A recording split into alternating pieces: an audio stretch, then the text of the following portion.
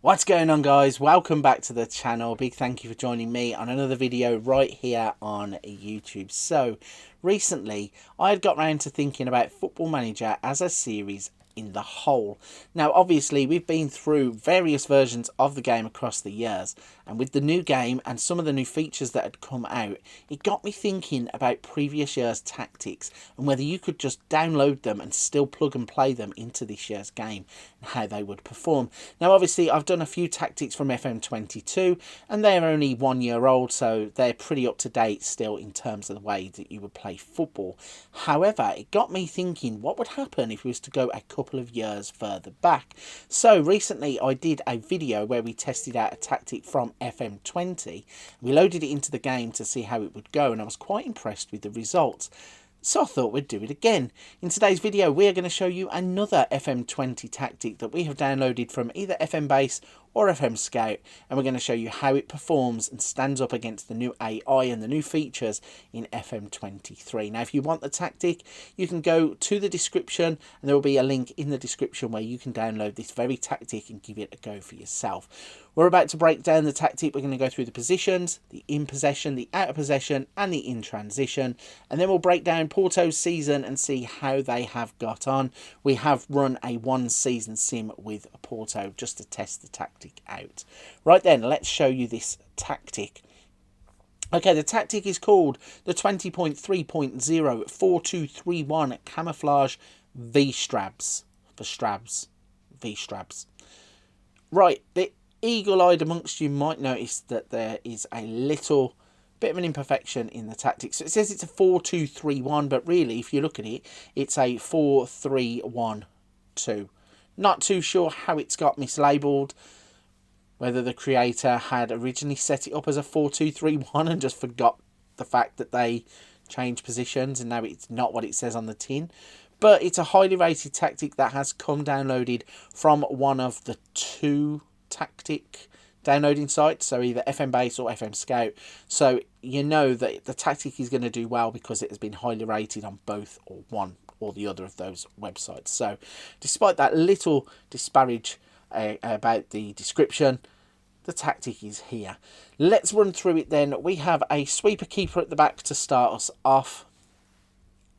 We have a wing back on the left, a wing back on the right, 2 ball playing defenders playing the ball out from the middle. Now, as always, at this point of the video, if you need to pause it to write any of this down, if you're jotting it down to port it over to the Xbox or any of the handheld versions of the game, do that and then come back and let me know, does that work? Does it port across to the console versions of the game? I've had 1 or 2 people say they're going to do it and then don't come back. So if you do it, please make sure you do leave some feedback, because I'm really curious to see whether these tactics would work outside of the PC version of the game. But let's jump back to the tactic then. So in the middle of the park, you have a deep line playmaker who looks like this. You have an inverted winger who looks like this. And on the right hand side, you have another inverted winger that looks like this. You then have a shadow striker who looks like this. And not 1, but 2 advanced forwards, both with slightly different instructions. Just go back to the left one because I just presumed it would be the same instructions. But you've got these on the left and these on the right. So as I said, even though it's billed as a 4-2-3-1, it actually is a 4-3-1-2. It's a tactical style of a different language, so can't really tell you what the style is. Its mentality is attacking. Obviously, with these 3 players at the top of the pitch, you are going to want to have players who can score goals in the lineup because you're going to create chances. The in possession will look like this. In transition will look like this. And the out of possession will look like this. Okay, so that is the tactic down. We've run through the player positions. You now know the in possession, out of possession, and the in transition. The last thing to show you is how Porto got on in a single season sim running this tactic. So let's hit the competitions tab, and you can see it has been successful. Porto have won the Portuguese Premier League by an impressive 15 points from Benfica. They got knocked out in the Champions League against AC Milan in the round of 16, but they have added the Portuguese Cup, the Portuguese League Cup and the Portuguese Super Cup to their collection. So that means 4 trophies in a single season from an FM20 tactic means the tactic is doing something right. Let's start off with the Portuguese Cup. So you can see they won in the final against Gil Vicente 3-0. Yeah, pretty straightforward for them there. No challenge really. In terms of the Portuguese League Cup, they beat Sporting 2-1 in the final. Sporting seemed to put up a good fight, but Porto there too strong and they added that cup. And then in the Portuguese Super Cup, which I presume is like the Charity Shield, they beat TND 4-1 in the opening game of the season. At least I believe. Yes, 31st of July. So the curtain raiser. So let's look at the Portuguese Premier League then and show you why the tactic was successful. If we go to the league table, first of all, we're going to go to stages and then go to the league table. You can see that across the season, Porto had played 34 games, won 28, drawn 3, lost 3, scored an impressive 102 goals, conceded 41, which is a little bit concerning. They conceded a lot more goals than Benfica and Sporting, but they were comparable with the likes of Braga and VTSC.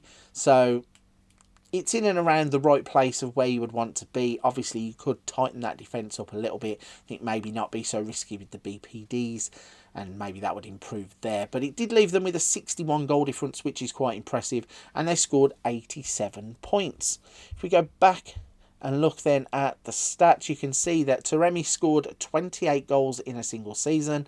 He also scored, he had 7.7 in terms of an average rating. Tony Martinez 7.42. Otavio getting 11 assists. Taremi getting 9 Man of the Match awards. Costa kept 13 clean sheets. You had Pepe being a naughty boy as he normally is with 10 yellow cards. And Mario getting 4.6 dribbles per 90 minutes. So some impressive stats coming from the tactic. It looks like this one could be pretty underrated. Now, I went into the season not knowing what it was going to happen. Porto obviously are a good club in Portugal, but you do have the likes of Benfica and Sporting there to compete with them, and they have absolutely obliterated both of those teams, finishing 15 points clear of one and 20 points clear of the other. So it does look like this tactic really can work. If you go in, put the right players in the right positions, obviously you'll probably get the best out of the team that you are managing. Right then, that just shows that once again FM20 tactics will stand the test of time in FM23. Now, I'm not saying go out and download loads of FM20 tactics and just start plugging them in. Obviously, I'm doing these tests so you know which ones you can go and plug in and have success with. But I think this is one of them, and it does look like a tactic that will go out.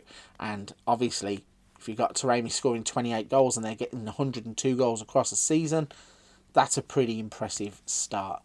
So, if you're at this point of the video, I am going to wrap it up here. Firstly, thank you for listening, thank you for dropping by the channel, and thank you for hitting the like and subscribe button. Don't forget, every little bit of support that you give to the channel helps the channel to grow, and I really appreciate every single person that does that for me. For this one though, I'm going to leave it there. Don't forget to check other things on the channel. We have hints, tips, tutorials, let's plays, Wonder Kids. There's something for everybody on the channel, so go and check some of the other content out before you go away. But for this one, I'm going to leave it there. Thank you for watching. I'll see you on another video soon.